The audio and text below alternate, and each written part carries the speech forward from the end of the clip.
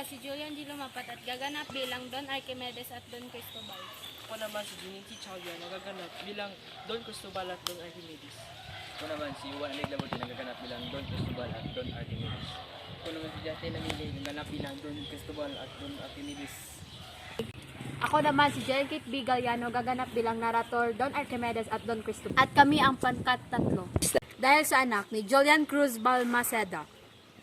Mga tauhan sa dula, Don Archimedes, Don Cristobal Manuel at Rita. Ang ayos ng tanghalan ay loob ng isang bahay mayaman. Makikita sa loob ng bahay ang kasangkapan antik o sinauna.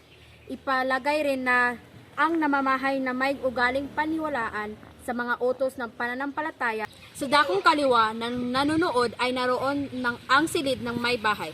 Sa dakong kanan ay may mga bintana at sa dulong kanan ay isang pinto. Patungong labas, sa dulong kaliwa ay may isa ring pintong patungo sa isang panig sa looban ng bahay. Pagkaangat ng tabing ay makikitang nakaupo at nag-uusap ang magpinsang si Don Archimedes at Don Cristobal. Si Don Archimedes suot pambahay at si Don Cristobal suot pang mayaman. Limonagin mo at ating pinag-usapan, premo. At kung makukura mo, magiging hangay, maaaring magbago ka ng isipan at palagay. Ang lagay ba'y narito ka upang ipagtanggol ng walang inangyan? Primo, na ang tinawag mong walang hiya ay tunay mong anak. Ang buktong mong anak ay iniwan mo sa inaspira. Primo iyay, hindi ko na anak.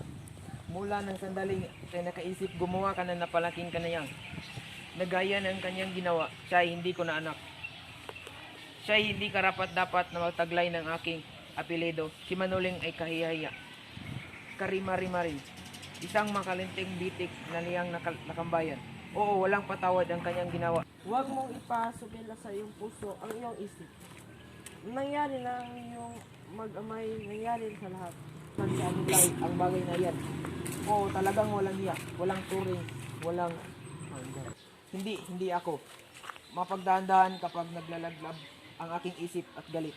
Oo, talagang walang hiya, walang turing. Ay palagyan, tunay ng mga kapitbahay na ako'y sa'y mong inumura at inukuya. Oo, wala sa akin. Pinatasan man nila ako, hulaan man. Ang mga tao. Pagtatawanan ako ng kahit sino. Walang kailangan, hindi ba tayo pinagtatawanan ako? Pinupulanan at pinikitasan ng bala ang nakilala sa akin. Pero, natalastas ko ang inyong ikakagalit. Oo, hindi sa ginisisi. Sa baray kong matuwid ka. Katapwat lahat ay may kanyang hanggan. Ang ginawa ng iyong anak ay isang bagay na di kanyang gawin sa kabataan. Dahil sa kapusan ng pagkukuro ng marami. Primo, alam mo na kung gaano. Ang pagtangi ko sa iyo, kaya kung pinangalan. Mo ang ating na parang magkapatid ng pinagsama. Ay hiniling kong huwag na natin pag-usapan ang bagay na iyan. Palipas, sapagkat makain mo ang iyong gawin sa iyong itinuturing mong bugtong na anak.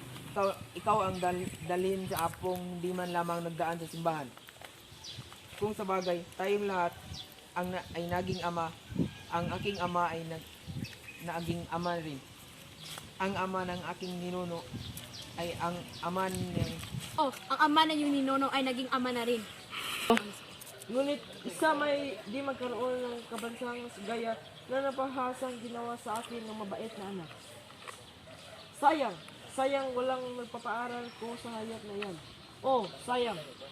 Kasi sa nangyaring iyan, at hindi ang anak mo lamang. Pinalaki mo sa malabis na layo ang iyong anak. Nakalimutan mo na ang sabi ni Florentina, ang laki sa layo karaniway hubad. Sa hatol at salat, sa munit ay aral. Nakita mo na sa bibig. Murid mula ang pagbibigay sisi sa magulang. Dahil sa kagawan ng anak, sa ngayon ay ikaw ang magigitang upang huwag kang pansinin at alkin ng kanyang kailibughan. Dapat mo malaman, Primo, na ako din ay nagdaramdam sa nangyari. Kaya't kinausap ko si Manuling at sinabi ko sa kanya na ang kanyang ginawa ay pangit. Nakapakapangit. Pangitan, ang sabi mo, Oo, pangit pa sa dilang pangit. Oo, pangit pa sa dilang pangit. Hindi ko kayang itapon ang aking anak sa lansangan. Kung ikaw ba Ano ang sasabihin mo pag ang iyong anak ay hindi marunong kumilala sa laman at dugo sa dugo? Lalo ko siyang mapagtay. Kung ang 7 buhay man ay siya'y utusan kong ha. Aguelo, Mangyari, may apo ka na. At di apo sa pakinabang, kundi ang tunay. Isang apo magdadala ng iyong pangalang Archimedes sa Cambayan Junior. yan ang hindi maaari. Kung ayaw mo sa Junior ay tatawagin nating Archimedes sa Cambayan na second. Nalaman mo bang ipinanganak ang iyong apo sa mismong araw na iyo ay kasimplenta kumpiyanyo?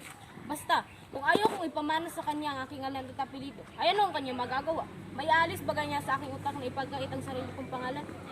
Upang kunin sa iyo ang lahat sa hawak ay kakawakan. Kasalanan mong maaaring kunin sa iyo ng iba ng harap-harapan. At saka isa pa, kasalanan ba niyo apo ng ging ama mo si Manuel at ikay maging nuna? Matanong kita, sino ang kamukha ng bata? Ikaw sa isang dako, Ano ang ibig mong sabihin? kamukha mo, sapagkat kung makasigaw ay halos abot sa kapitbahay. Demonyo! Kung makatuwa ay walang iniwan na agwela sa ina. Sa ina?